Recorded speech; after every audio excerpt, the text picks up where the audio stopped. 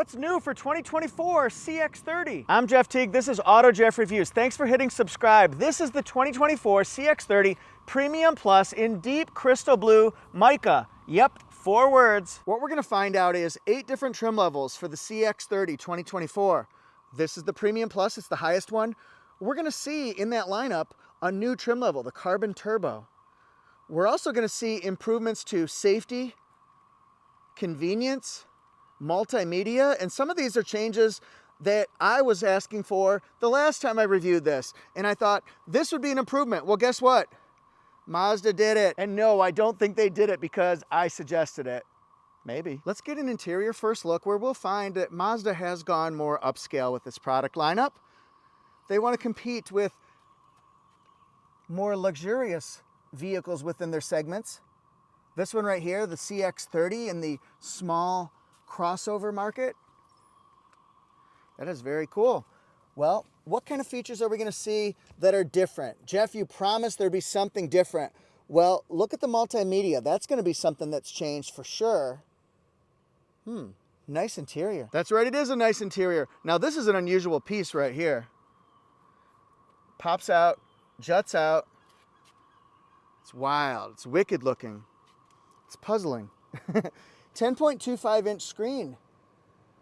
That is very nice. And wireless Apple CarPlay and wireless Android Auto with touchscreen capabilities now. That is a huge improvement. And look at this. They actually stole my rapper name. Yep, it's the Skyactiv G Turbo. I'm Skyactiv G and I'm here to say I'm reviewing CX-30 today. Wicka, wicka, wicka. Whew. This is the 2.5-liter turbocharged Skyactiv G engine, 227 horsepower, we're getting closer, and 310 pound-feet of torque. This is the Skyactiv Drive 6-speed automatic transmission with sport mode. This has low-end torque. Remember that 310 pound-feet of torque? So I'm telling you, zoom, zoom, zoom, it really gets up and goes when you need it to. This is a fun vehicle to drive, I'm telling you. Now for do-it-yourselfers here, we do have the prop rod, but it's more toward the center. I would like to see it more toward the side so you can get in there and do your own work. However, with the weight of this hood, it's pretty darn heavy. We're doing our curls, our lifts, we got that right there. Woo!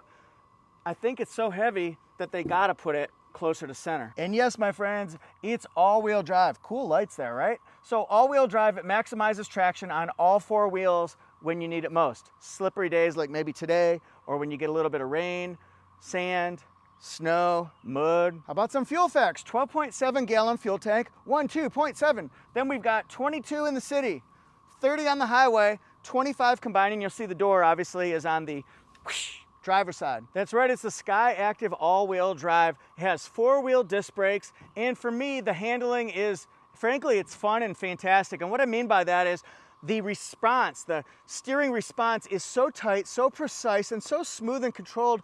It's really fun to whip around corners and things like that, and also just get up and go. While I show off the car, I want to show you some of the safety features as well. I'm going to read those off to you. All the turbo trims have cruising and traffic support technologies, which is like lane keep assist, and then the Mazda radar cruise control. Look at that gloss black grille there. Pretty cool stuff. We also have things like high beam control, driver attention alert, driver departure warning system, lane keep assist, blind spot monitoring system, I can't say that right, rear cross traffic alert. Those 2 features are standard on all the trim levels across the board now. That's pretty cool, right? Dynamic stability control, traction control system. It's pretty comprehensive. How about an 8-inch ground clearance? Check out the fluttering turn signals right here. You'll see that on the side mirrors as well. LED headlights, daytime running lights. Look at that thick chrome trim here all the way around. Really gives it a lot of depth. It has front parking sensors, rear parking sensors, and boom, a 360 camera on this one. That's pretty strong. Active grille shutters for efficiency, control that airflow. Look at the hood here. Very sporty, wouldn't you say? It's sleek, but it's aggressive in a way too. So around here, we've got thick fenders around the sides. Boom. Oh, look at this. This is really cool. Got the 18-inch wheels. Really cool. It's like almost a combination between black and a dark metallic gray. And then we've got thick accent pieces down below here that fade into this. Let's look at the LED taillights as well. That's just so cool. Now, we have auto lock and unlock on the front doors, not the back. And then this right here, boom. Gloss black accent here. Up top, we got the silver roof rails and a moonroof. Shark fin antenna. A little bit of chrome down here. Whoa, sliding all the way across. And then our blind spot monitoring system is right here.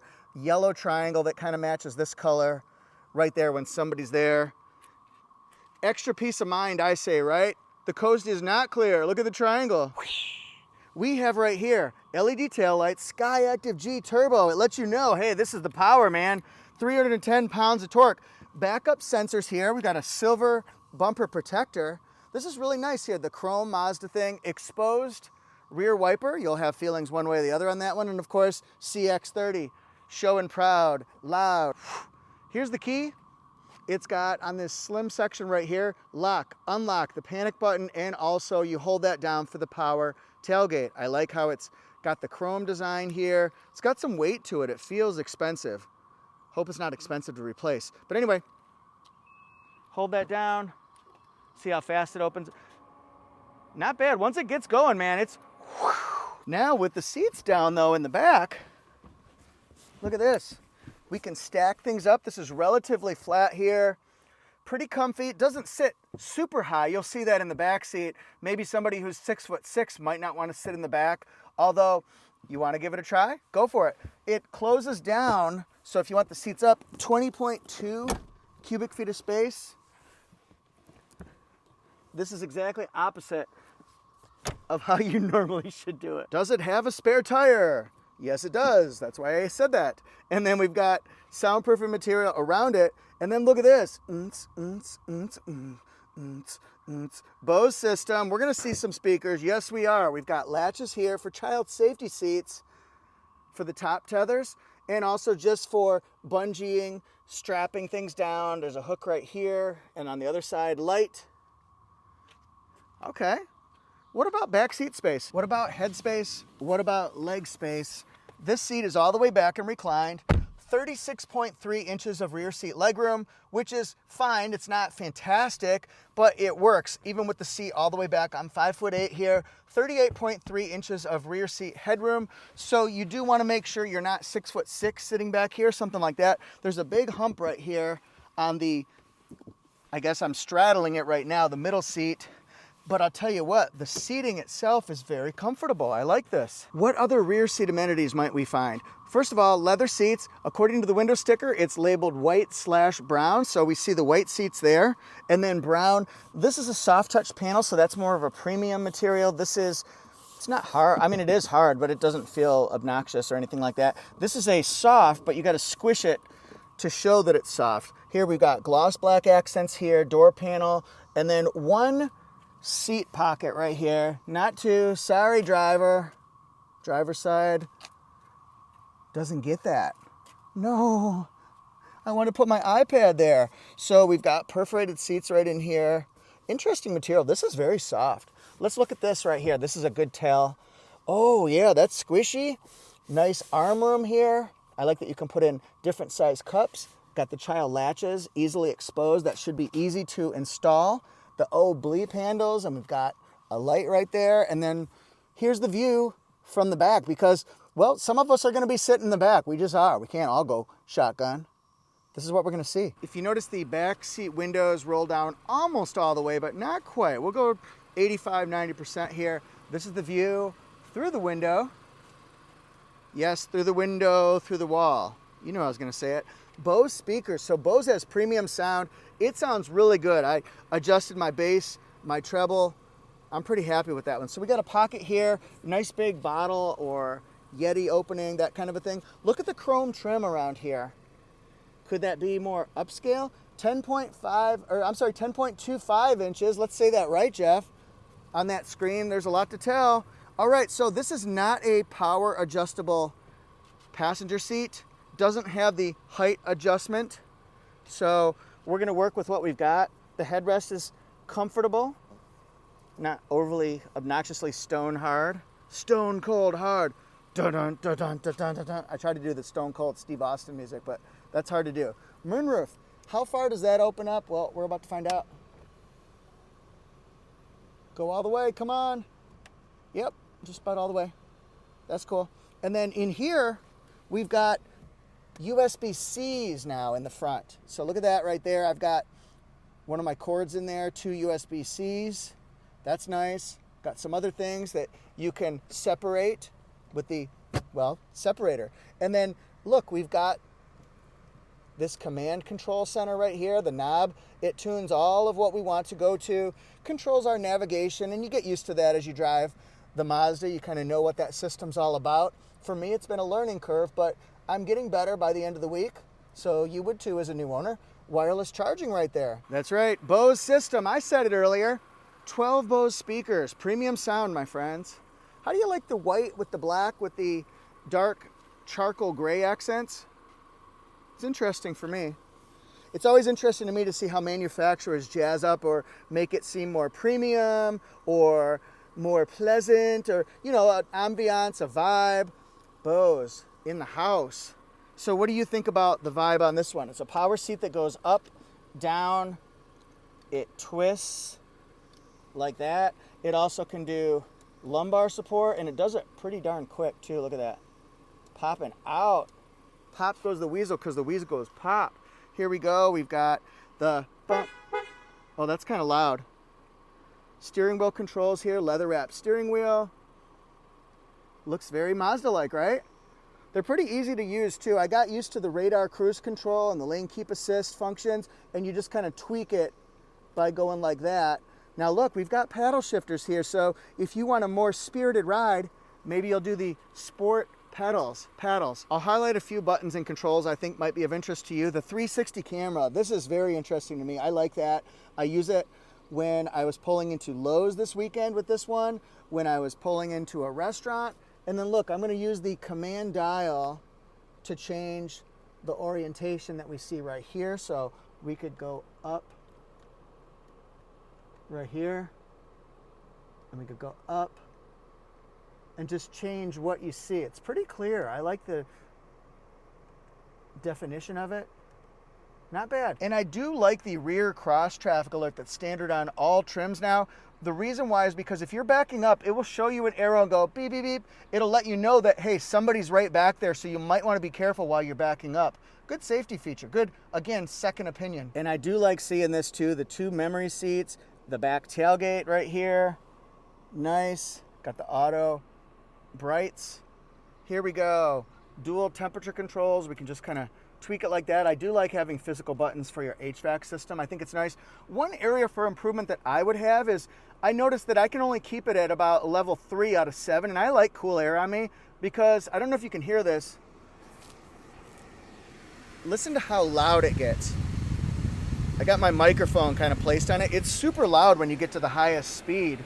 It will cool you off very quickly, but I don't think I could handle it that long. This command dial here is actually pretty useful. It can go all the way through.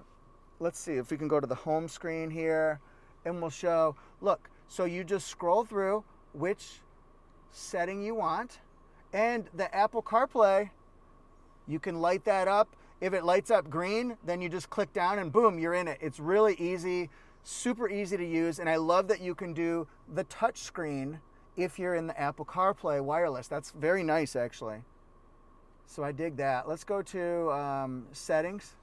I'll show you some things here. Vehicle displays. So you can change and customize a lot of different things. The active driving display is one thing I definitely want to show you because that's what some people will call a head-up display. I like how it shows up a bright white. It really is bright. It's crisp, and it shows a lot of information here. The speed I'm going, it'll show what the speed limit is up there. So I know if I'm going faster or slower. It shows what I have the speed set at. I really like that system a lot. I think it's very useful. So look at this. You can change the height of it. Let me get back to here. And what I mean by that is, watch this. This is worth showing. So you can tweak it quite a bit. And this is helpful if you're a shorter or taller person. Maybe you want to tweak it up because you're sitting low, or tweak it down because you're sitting high. We can do the brightness, which I think I will change. I'm going to change that. And we can also change the tilt adjustment, and then we can change, look at this. What content do you want to have up there? Street name, lane guidance, traffic sign recognition. That's pretty cool, right? Those are good things to have. How about if you want to adjust the center display? Do you want it brighter? Which I just did that right now. The home screen clock, the ambient display, do you want it to show the clock? And it did. So what I encourage everybody to do is, if you have this one and you own it or you're getting to know it, go through all of the displays and screens and things like that and see what you'd like to see on your screen, how you'd like it to use, and how you'd like to adjust your sound settings maybe for your radio. We can do that. The audio settings, safety settings, vehicle settings. So, I mean, there's so many different settings. This is all about the settings. What's the deal with that? So look at this. We got parking sensor. What's that about? Oh, I like that. I love looking at different screens. I hope you guys do too. It's a pedal misuse alert. Alerts the driver when the accelerator and brake pedals are depressed simultaneously. That's kind of interesting there, huh? How about that one? I like that. So let's go back. Vehicle settings. Doors, exterior lights, interior, rain sensing wipers, turn signals. So again, you can control a lot of the basic functions with your car and tweak them how you want. And let's go over here. Say a command. Sirius XM channel 88. Tuning to Sirius XM channel 88. Okay, so she's turning to NFL on Sirius XM. If we're turning on a couple of these functions right here, I just want to show what it looks like and how you can change the distance between you and cars in front of you. We tweak it on the steering wheel, and look, it shows up in our active driving display as well. That's pretty nice. And what else can we look at here? Well, different pieces of info. We can see it right here. I kind of wish that they would allow you to see a little bit more information on here, or you get your choice of what you want to see. But these are my choices here. I like having this one right here where you can see what your speed is, but I look at this more when I'm on the highway, especially because it's right in my line of vision. So I like having that. But I'd like to see a little bit more customization, I think. And look at this up here. We've got HomeLink in the frameless auto-dimming rear view mirror now. Can adjust and set your programming. I like that for garage doors, security gates, that kind of stuff. Sunglass holder, love that. We got the interior lights that are LED. And then this one has a slider on the side, but it is a lighted mirror. Shaboom. I don't have the window sticker, but I do have a spec sheet. With media cars, they don't usually put the window sticker to the actual vehicle in the glove box. So I get this handy spec sheet on most of the vehicles that I get. Look at that. Deep crystal blue mica. How'd you like that color? Remember, this is number 8, or the top of all the 8 different trim levels. Big pricing range. I'll show you that next. Here we go. The fuel mileage that we were talking about. There it is. Strong safety ratings. Some of them aren't shown. Okay, now read it across here. Both columns are performance. These are both interior, and then things like that. So look all the way across for, oh, that's exterior. Come on, eyes work. So these are exterior features, interior features, and then lots of interior features. Wow. And then look at all the safety there. This one starts at $36,800 with delivery and few features. It is, boom, right here, $38,300. 8 different trim levels. The thing I like about this one is the variety for trim levels, so you can choose your features based on the budget. The budget starts with the 2.5S, goes all the way up to the 2.5 Turbo Premium Plus, which you see here. So $24,995 for the 2.5S, all the way up to $36,800 for the Premium Plus Turbo. So which one do you want? Anywhere in between, maybe top, bottom, max it out for your best value and tell me which trim level is best for you. Thanks everybody so much for watching. I did some heavy lifting today showing off our friend CX-30. What did you guys think? Let me know in the comment section. It's always nice when you leave a comment, so we've got a little bit of conversation going on there. And I would appreciate your help with hitting subscribe to AutoJeff Reviews. We do across all brands, fun, thorough reviews. So we try to mix a little bit of fun and lightheartedness in there with a lot of the technical specs and details, and there's a lot going on. But anyway, I'm at 4 different platforms, so whatever you're on social media, you might find AutoJeff and AutoJeff Reviews. That is at Facebook, Instagram, TikTok, and YouTube. I know you're on those, so follow me there. Thanks guys so much. Peace. And feel free to check out the suggested playlist. We've got lots of Mazda content. I have playlists for many, many brands. So if you're interested in a specific brand or manufacturer, click on that specific playlist and hopefully it's what you're looking for. It's a growing library too, so check back. Thanks for being part of AutoJeff Reviews.